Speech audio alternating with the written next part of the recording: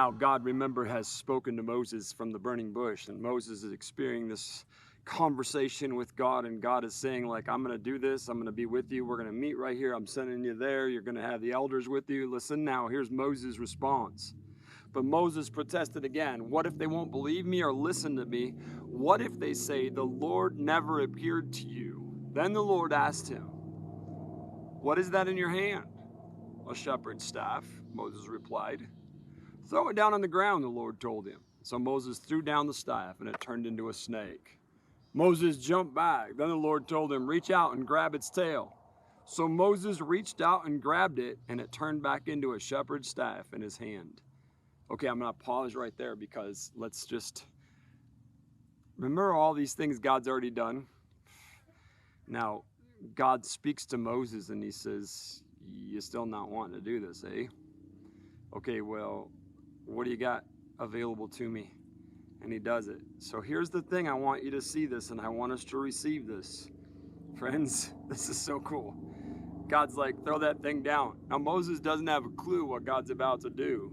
And that stick that he's carrying as a walking stick, he throws down, turns into a snake, and it freaks him out and he jumps back. Like every one of us, I don't like snakes. I jump back myself.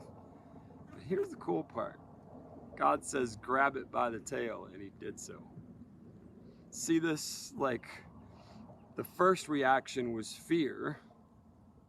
The second reaction was obedience.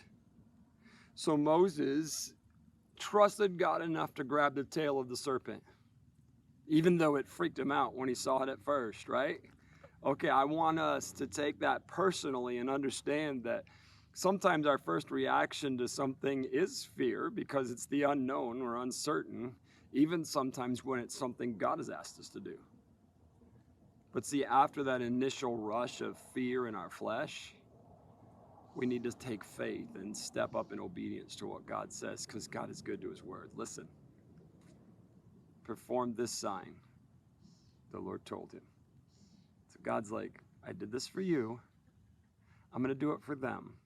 And I want you to do it when you get there with them, because they're going to see that I'm in this. All right? Then he doesn't stop there. Then they will believe that the Lord, the God of their ancestors, has appeared to you. Then the Lord said to Moses, now put your hand inside your cloak. So Moses put his hand inside his cloak, and when he took it out again, his hand was white as snow with severe skin disease, which is leprosy. Now put your hand back into your cloak, the Lord told him. So Moses put his hand back in, and when he took it out again, it was as healthy as the rest of his body.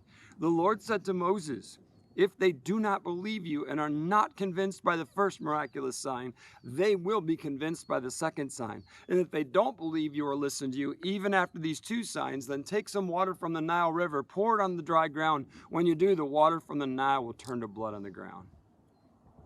Okay.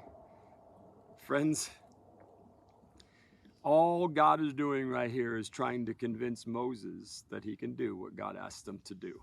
You got that?